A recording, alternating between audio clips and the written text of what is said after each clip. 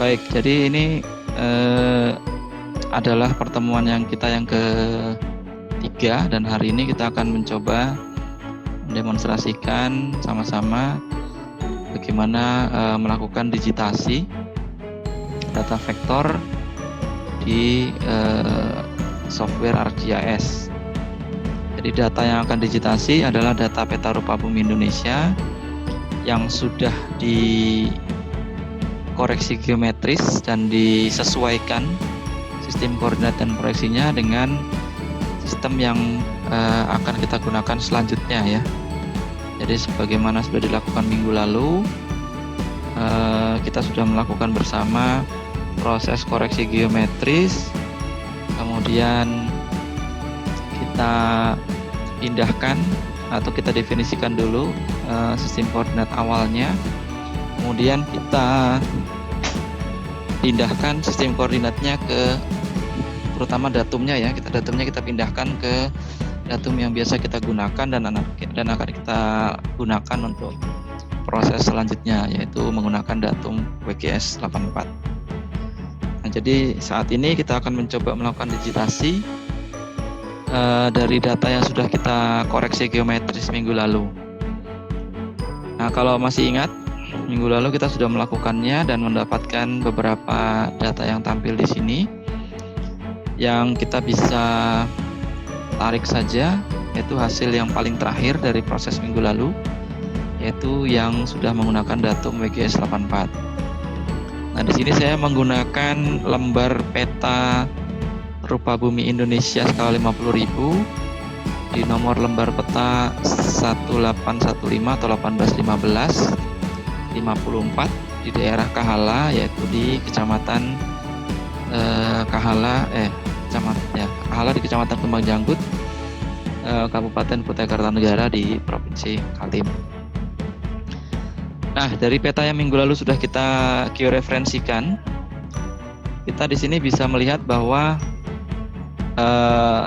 kalau kita double klik di layernya, kita bisa lihat dia sudah otomatis mengakomodir sistem koordinat dan proyeksi dari peta JPEG yang sudah kita scan kemarin dan kita georeferensikan. Bisa dicek lagi di sini sistem koordinat dan proyeksinya apa, dan inilah yang akan kita gunakan seterusnya untuk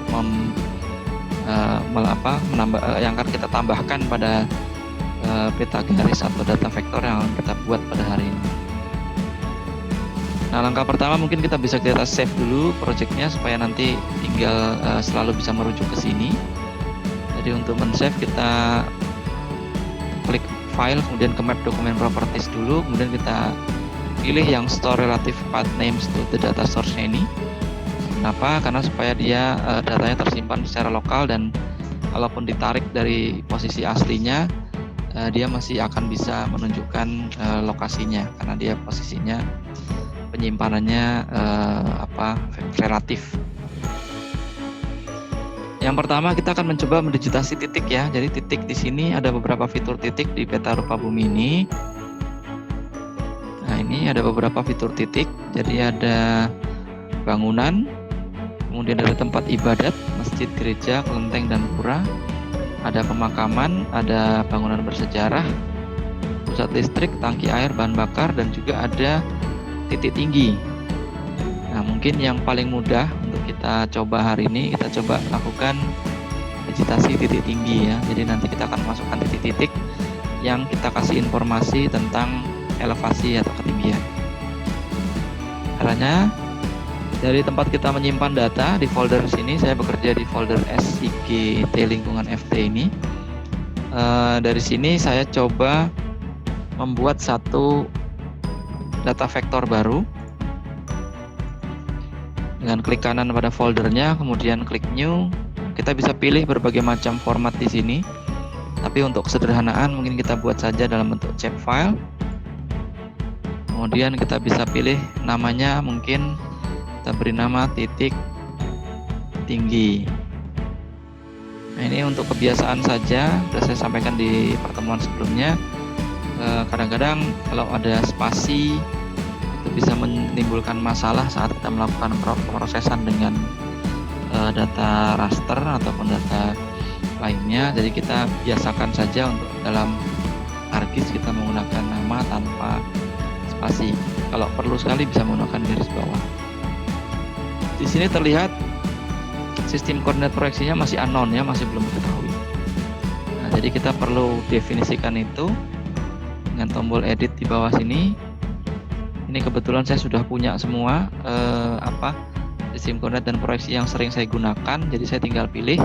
Tapi kalau misalnya ini belum ada, sekali lagi bisa cari di bagian Projected Coordinate Systems, kemudian arahkan ke UTM, kemudian arahkan WGS 84 karena itu datum yang kita pakai. Kemudian kita berada di belahan selatan dari khatulistiwa, jadi kita pakai yang Southern Hemisphere. Nah, dari sini kita pilih kemudian yang zona 50 karena kita di Kaltim itu berada di zona 50. Seperti ini. Nah, kalau mau ditampilkan sebagai favorit, silakan bisa diklik di tanda bintang ini sehingga nanti akan muncul di bagian favorit. Kalau sudah, kita bisa oke sehingga dia punya koordinat yang sama, sistem koordinat dan proyeksi yang sama dengan data aslinya, dengan data peta rupa bumi yang akan kita digitnya. Kemudian kita okekan. Nah, sekarang posisinya dia sudah siap untuk kita isi data titiknya. Nah, sebelum kita isi, kita tentukan dulu data atributnya. Kita atur dulu data atributnya karena kita akan mengisi informasi tentang ketinggiannya. Jadi kita klik kanan di sini, kemudian kita buka atribut tabelnya. Klik remove. Oke, atribut table. Ini sekarang sudah muncul. Tabel atributnya masih kosong. Datanya juga masih kosong karena kita baru membuat tapi belum mengisi datanya. Jadi kita buat satu kolom baru untuk mengisi elevasi ya.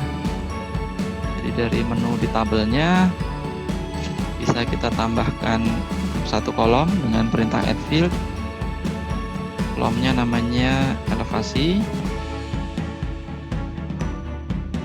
Nah, di elevasinya kita bisa buat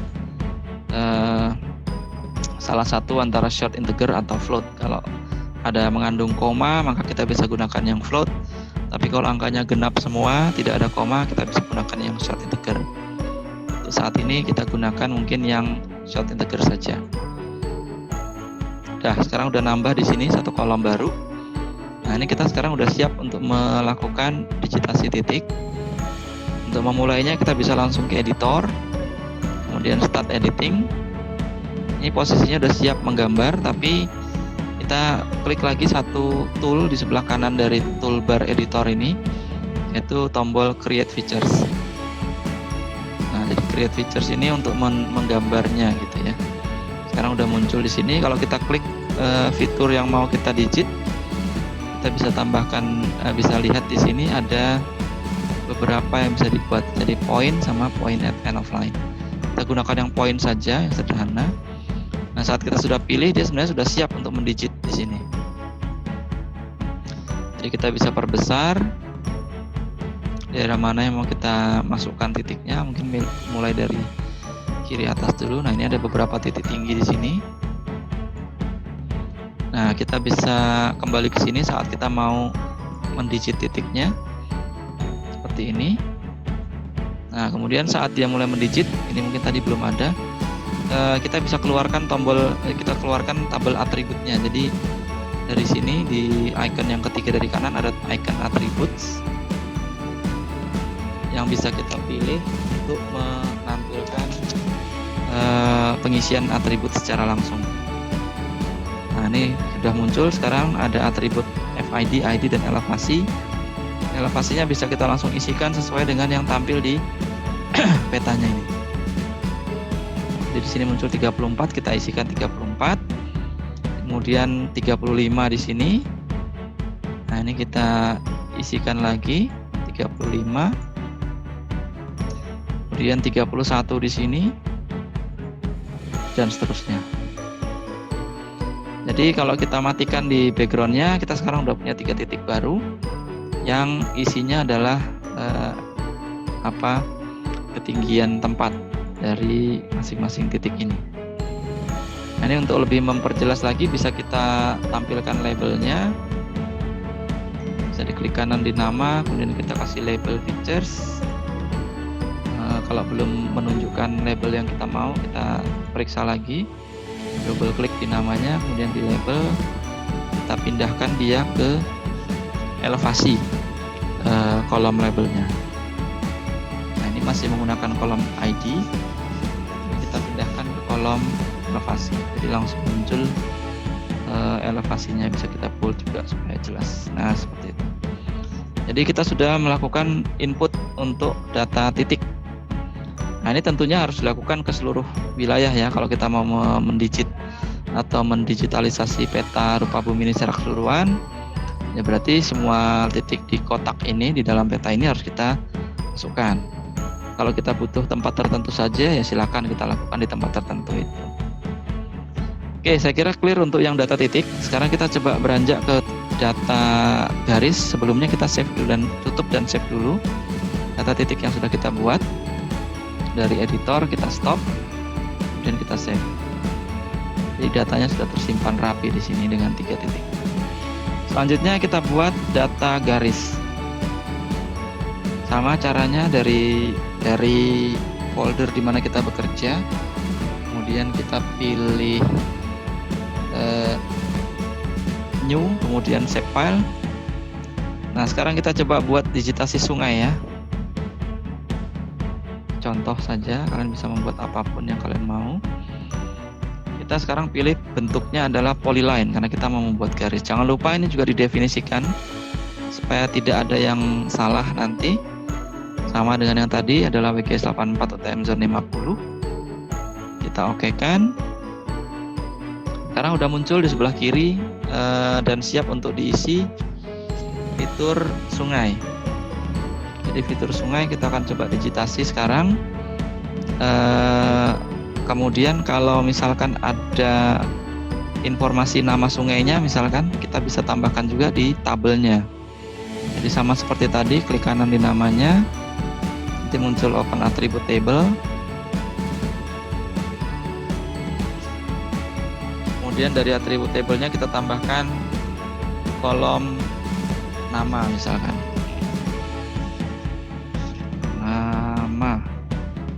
Bisa ditambah lagi sungai, masih cukup. Nah, ini kita bisa pilih yang teks karena dia adalah teks. Panjangnya lebar kolomnya bisa 50 karakter, cukup saja. Nah, sekarang sungainya sudah punya kolom nama sungai di sini. Nah, perlu diingat untuk mendigitasi sungai kita harus melakukannya dari hulu ke hilir, tidak boleh terbalik ya. Karena kaitannya nanti dengan pemanfaatan data sungai ini untuk keperluan lain, misalkan pemodelan hidrologi, mengetahui arah aliran sungai, dan segala hal lain yang berkaitan dengan fisiknya. Jadi contoh di sini ada satu sungai yang tampak di layar ini namanya Sungai Malong. Jadi kita udah lihat namanya, kita lihat geometrisnya. Nah, ini kita bisa digitasi. Nah, catatan yang penting sekarang karena kita sudah mulai melakukan geometris yang cukup perlu rinci. Jadi saat kita melakukan digitasi itu ada skala yang harus kita perhatikan. Seperti penjelasan tadi, skala itu penting sekali. Nah, karena kita bekerja dengan peta rupa bumi 50.000, maka skala digitasi yang kita lakukan kalau bisa lebih besar daripada 50.000. Ya. Posisi skala bisa dilihat di sini. Dan ini kita bisa ubah kemana saja kita mau. Kebetulan saya daftarnya sudah banyak karena saya tambahkan. Kalau belum ada bisa diklik customize this list, nanti ditambahkan sendiri skala-skala yang kita mau. Nah, ini tidak mungkin kita mendigit di skala 50.000 juga karena nanti pasti akan kasar hasilnya. Jadi minimal skalanya adalah 2 kali dari skala aslinya. Jadi 25.000 gitu ya. Tapi lebih disarankan lagi lebih besar lagi. Jadi untuk pengalaman saya biasanya kalau dia di 50.000 minimal di 2 kalinya atau 25.000, tapi seringnya itu saya naikkan lagi ke 10.000 supaya garis yang dihasilkan nanti lebih halus seperti itu. Nah, ini kita udah siap mendigit dengan skala 10.000. Kita bisa klik di create features-nya ini. Kalau kita sudah mengaktifkan editornya, editor start editing dulu. Kemudian kita pilih construction toolsnya yang sungai, kan nanti akan ada beberapa tools lagi di sini. Nah, ini kalau untuk sungai ada 2 tool ya, atau fitur garis ada 2 tool yang bisa kita gunakan, yaitu line biasa atau freehand. Nah, freehand ini bisa membantu, bisa menyulitkan. Saya contohkan misalkan satu ya, freehand. Nah, ini saat kita melakukan freehand, dia akan membuat titik yang banyak sekali sesuai dengan pergerakan mouse kita. Jadi ini tadi saya sudah klik di awal, kemudian saya tahan kliknya. Sekarang saya mengikuti sungai. Nah, ini hasilnya seperti ini. Jadi nanti banyak sekali vertexnya dia. Memang bisa membantu, tapi seringkali menyulitkan juga begitu ya. Jadi kita biasakan mungkin pakai yang biasa saja. Kita side deal dulu. Jadi kalau ada apa-apa tinggal di deal atau di undo, semua bisa dilakukan. Kita lakukan dengan line yang biasa. Yang biasa di sini. Kemudian kita mulai mengklik di awal, kemudian kita mengklik vertexnya. Mudah-mudahan masih ingat tentang vertex, node, dan arc yang sudah kita pelajari sebelumnya. Dan kita biasakan mendigitnya dari hulu ke hilir. Saat sudah tiba di samping seperti ini, kalau kita menggunakan mouse, bukan menggunakan trackpad ya, kita bisa menekan tombol C untuk menggeser, tekan dan tahan tombol C untuk memindahkan kursornya menjadi untuk menggeser seperti tadi. Nah, ini kita lanjutkan garis sungainya.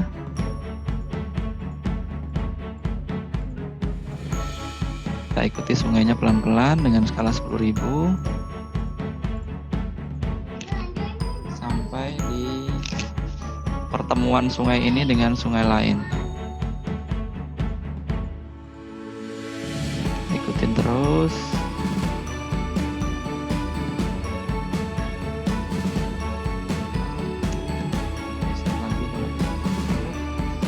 Ya, ini sekarang udah sampai di pertemuan, jadi kita bisa putus di sini. Kita putus dengan double klik.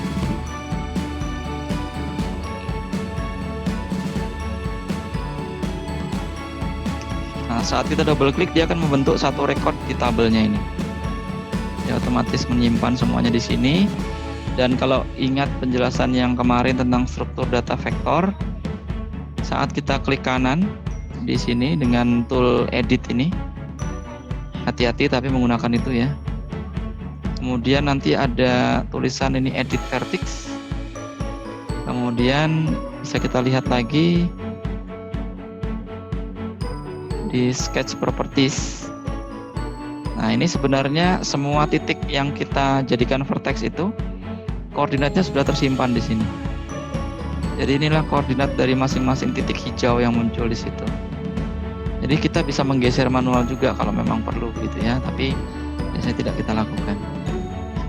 Nah, itu hanya untuk menambah pengetahuan saja. Nah, jadi intinya kurang lebih seperti itu untuk garis. Nah, setelah selesai seperti ini, kita bisa pilih, kemudian bisa kita isi nama sungainya. Bisa dari sini maupun dari atribut tadi yang di sini sama saja. Misalkan itu ada namanya Sungai Malong, jadi S titik Malong. Nah, sekarang sudah masuk satu garis yang menjadi sungai ini dan menjadi satu fitur yang muncul di sini. Oke, kira-kira begitu untuk yang digitasi garis. Tolong diingat untuk mengaktifkan snapping, karena kalau untuk titik mungkin snapping belum terlalu bermanfaat, tapi kalau titik kalau garis dan poligon itu kita sudah harus mengaktifkan snapping. Bisa dicek di sini editor, kemudian snapping toolbar. Nah, saat dia sudah dibuka, dia akan muncul jadi toolbar ini. Nah, ini penting untuk kita aktifkan semua, termasuk yang snap to sketch.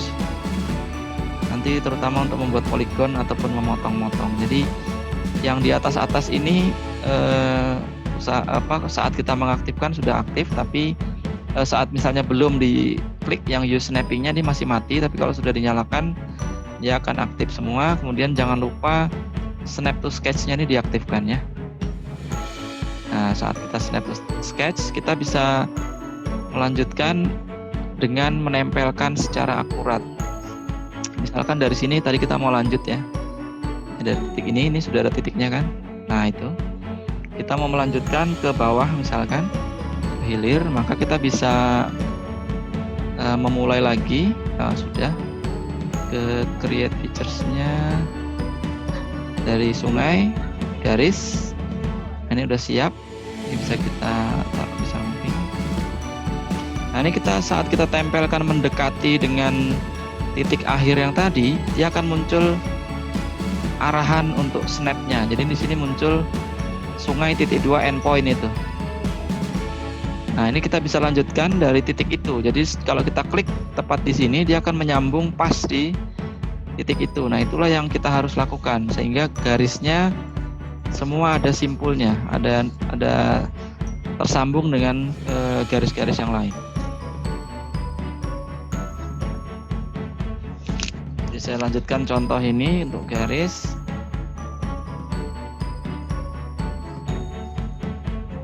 Ya, mungkin saya stop di sini saja. Meskipun harusnya lanjut sampai selesai segmen garisnya ya. Oke, itu kurang lebih untuk yang titik. Jadi kita bisa selesaikan, stop, editing, kemudian save. Snapping ini kita pinggirkan. Terakhir kita akan membuat yang polygon ya. Jadi polygon sama caranya new, kemudian save file. Kita buat misalkan kita buat saja penutup lahan ya, atau tutupan lahan.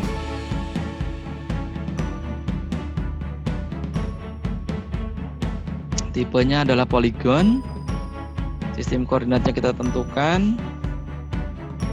Oke, kemudian kita kasih zoom full dulu. Kita kasih zoom ke sini dulu. Ya. Nah, kalau untuk polygon itu kita mesti mendigit. Sebaiknya kita lakukan keseluruhan dulu. Jadi kita buat polygon besarnya, baru kita potong-potong. Kenapa? Karena kalau kita mendigit satu-satu biasanya sangat mudah nanti untuk menjadi overlap gitu ya.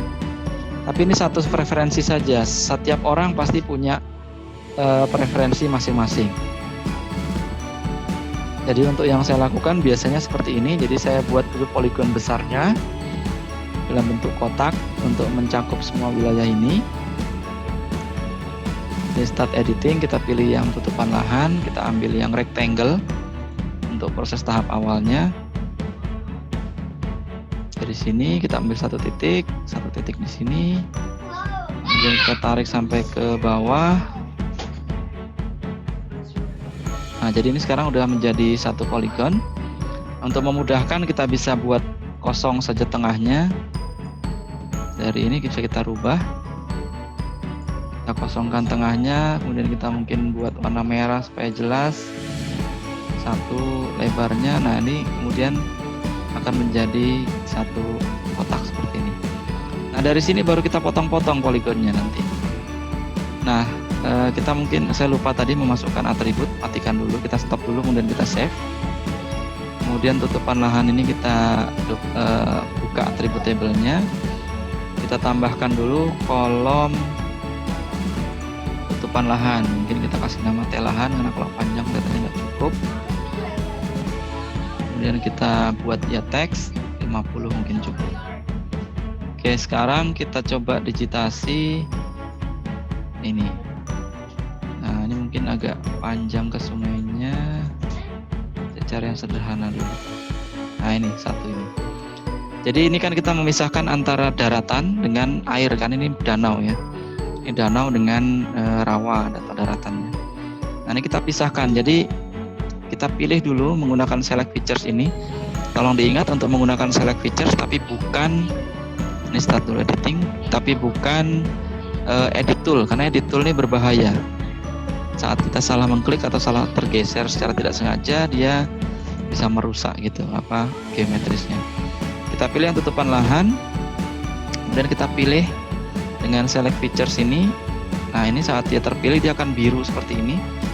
Ini batasnya tidak terlalu tepat tapi tidak apa-apa. Kemudian kita potong dia. Kita potong supaya ini ada batas dengan air.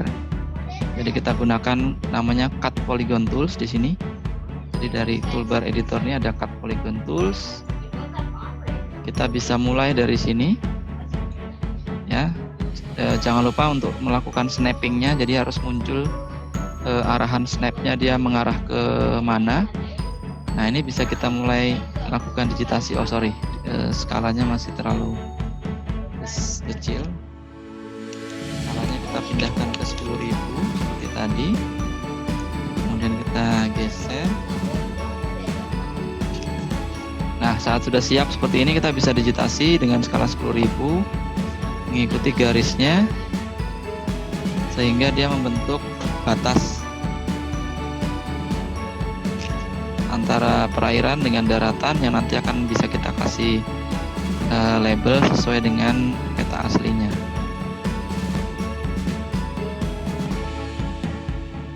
Jadi seperti ini terus sampai kembali lagi ke sini. Nah, kalau kita lihat, nah ini hasilnya.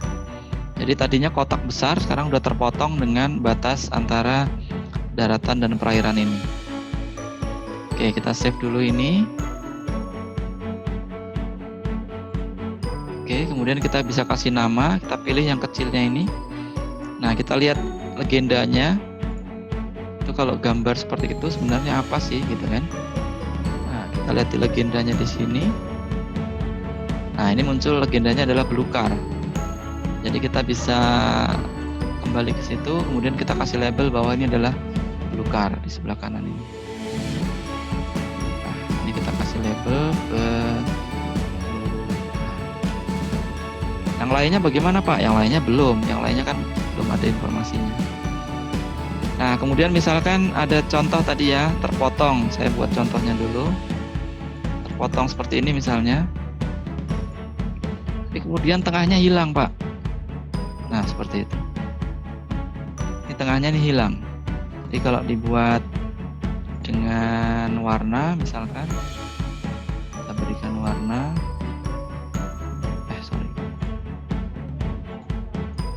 Warna seperti ini, atasnya itu hitam.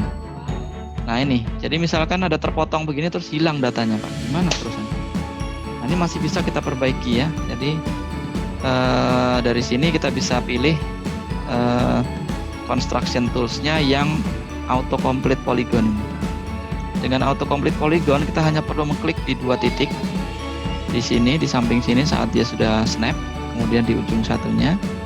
Maka dia akan membentuk poligon di tengahnya yang ada potongan tengahnya tadi itu. Nah, ini sudah bisa mengisi secara otomatis sesuai dengan vertexnya, sehingga tidak perlu kita digit lagi satu-satu dengan poligon, vertexnya kemudian tidak pas dan seterusnya. Jadi menggunakan auto complete polygon ini. Oke, waktu kita sudah tinggal 7 menit. Demonstrasi ini saya kira sudah cukup untuk memberikan gambaran tentang digitasi poligon, garis, dan titik.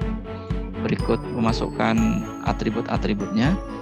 Jadi tugas kalian untuk seminggu ke depan adalah melakukan ini sendiri, kemudian melaporkan prosesnya di dalam laporan sederhana untuk menjadi pegangan kalian sendiri juga. Tapi kemudian laporannya dikumpulkan sebagai bahan nilai untuk praktikum maupun nilai akhir.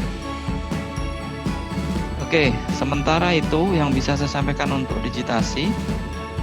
Silakan kalau ada yang mau ditanyakan, kita bisa buka video masing-masing. Saya stop dulu recording.